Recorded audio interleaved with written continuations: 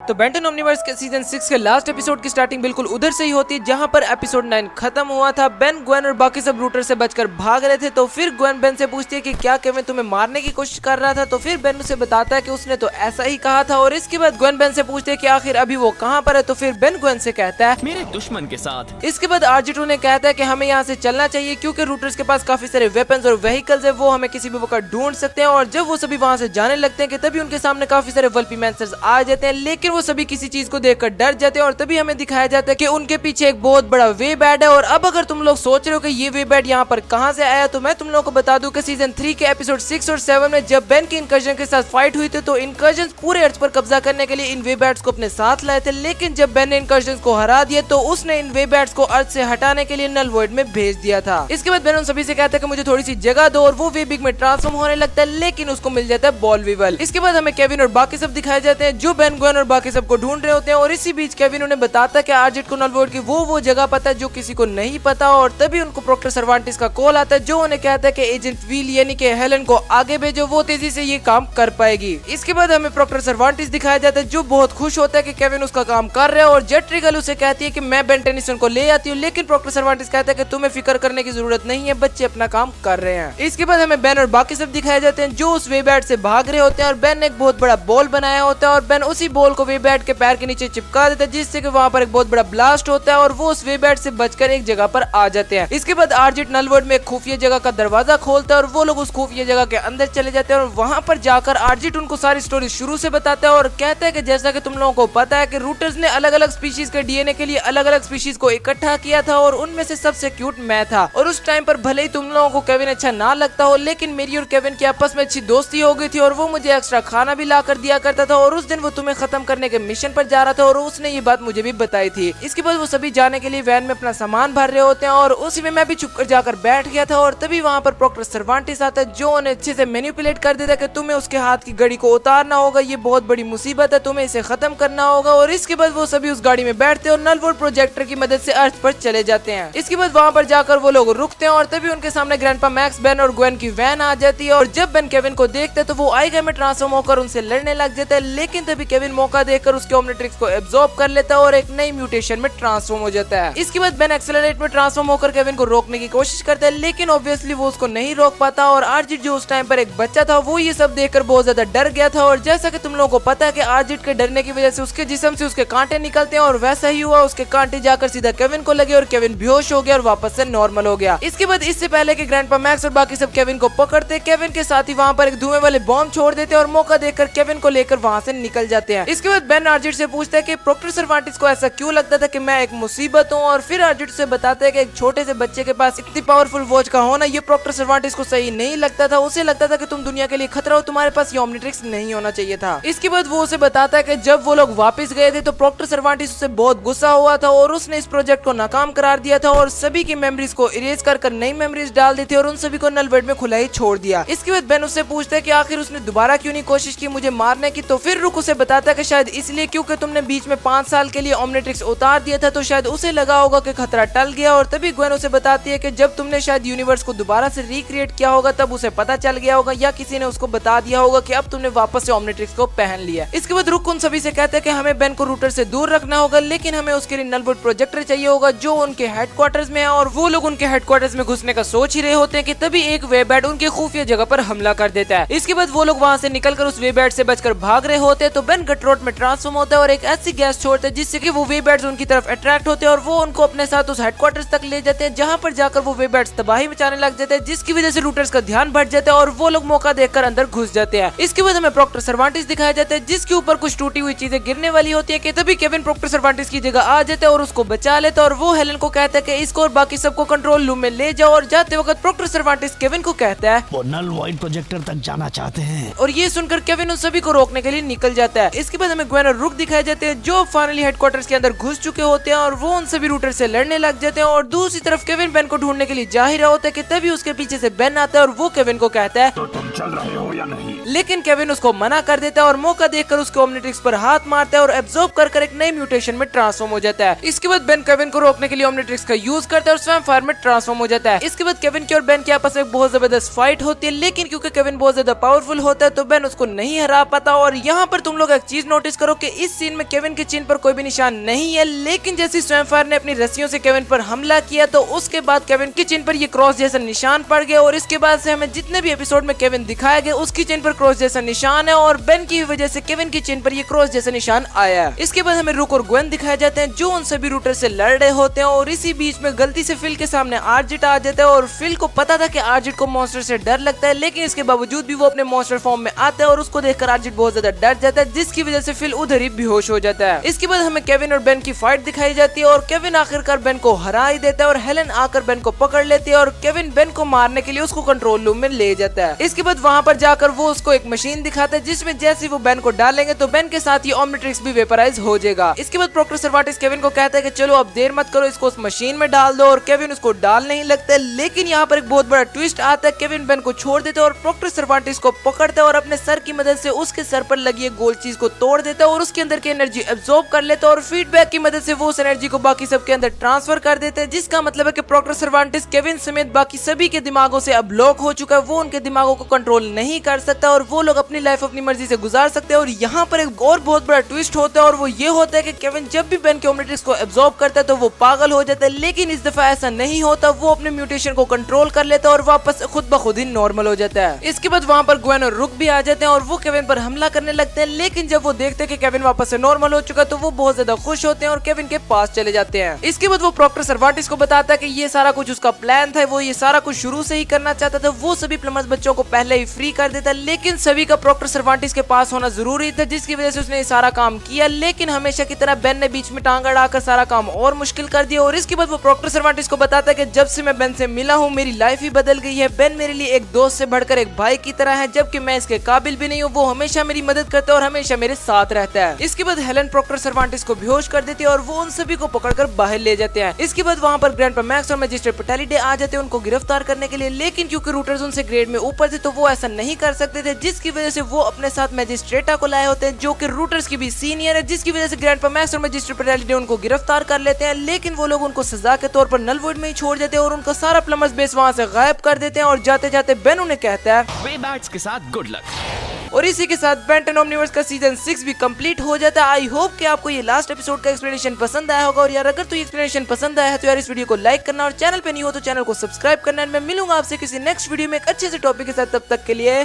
Good bye.